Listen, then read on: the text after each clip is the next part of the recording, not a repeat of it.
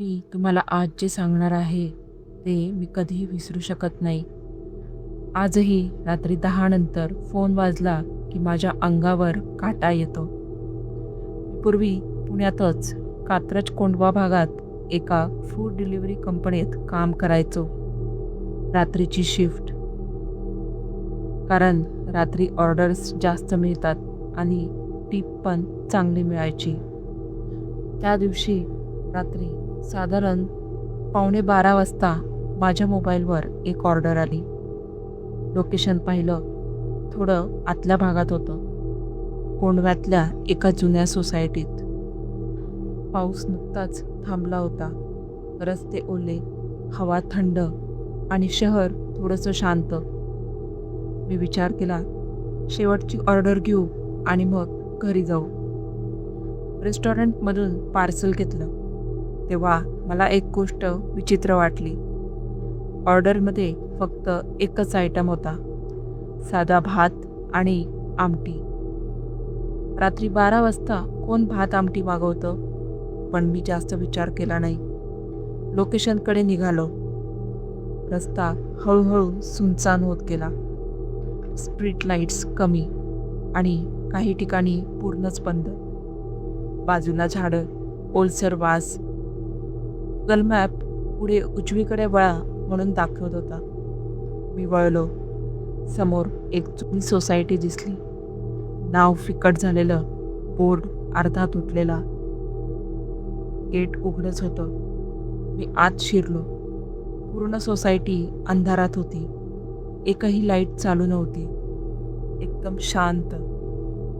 मी स्वतःशीच म्हणालो, कदाचित सगळे झोपले असते. ऑर्डरमध्ये बिल्डिंग नंबर दिला होता, C3. मी गाडी पार्क केली आणि मोबाईलचा टॉर्च लावला. जसं मी चालत आत गेलो, मला जाणवलं काहीतरी बरोबर नाहीये. एकदम विचित्र शांतता होती. ना कुत्र्यांचा आवाज, ना कुठली हालचाल. C3 बिल्डिंग समोर आली. ती बाकीच्या बिल्डिंगपेक्षा जास्त जुनाट दिसत होती. खिडक्या काळ्या, काही काचा तुटलेल्या. माझ्या अंगावर शहारे आले, पण मी स्वतःला सावरलं. डिलिव्हरी देऊन पटकन निघायचं असं मनातल्या मनात म्हटलं आणि जिना चढायला सुरुवात केली. पहिल्या मजल्यावर गेलो.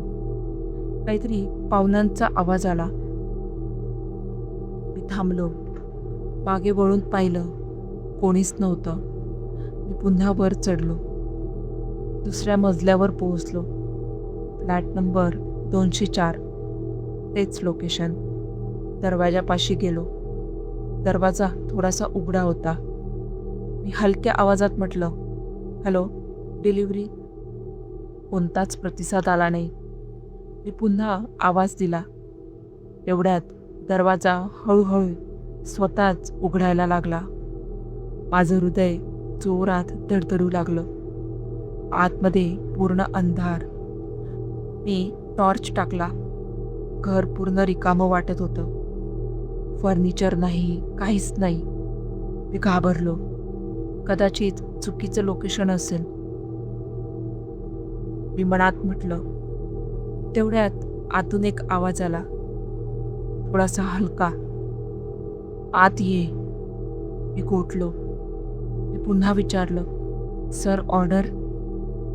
काही उत्तरच आलं नाही. पुन्हा तोच आवाज, आत ये.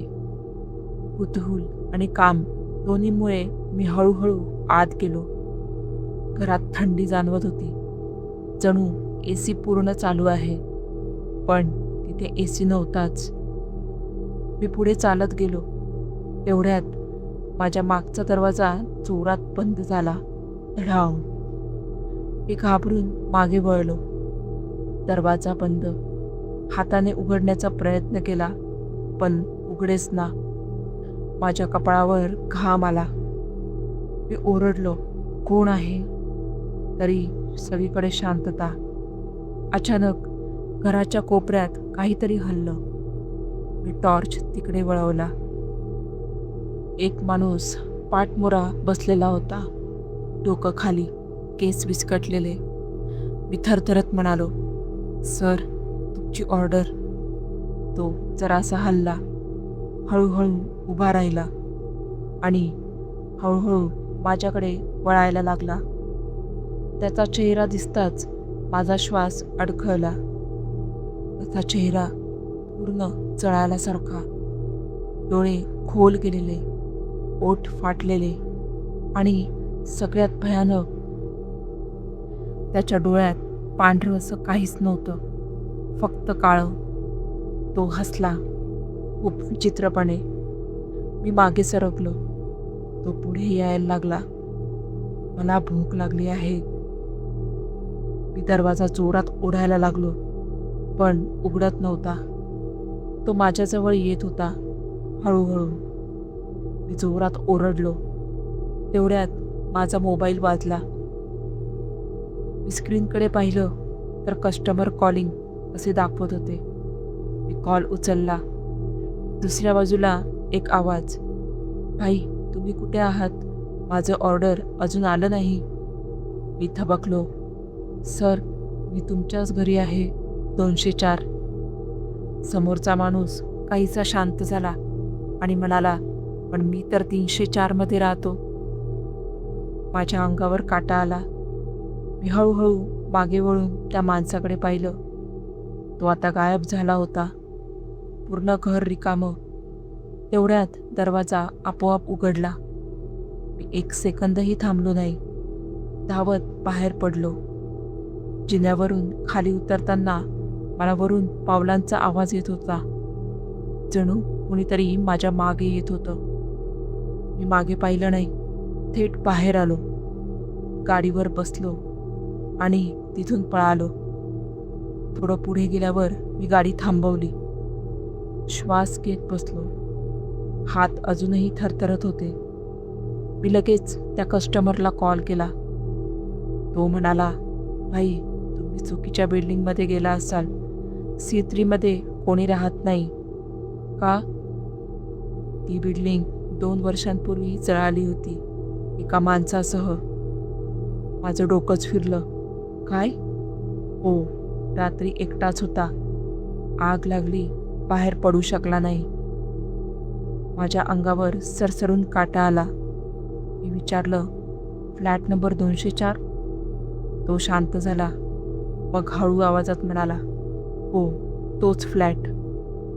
माझ्या हातातून मोबाईल जवळजवळ पडला.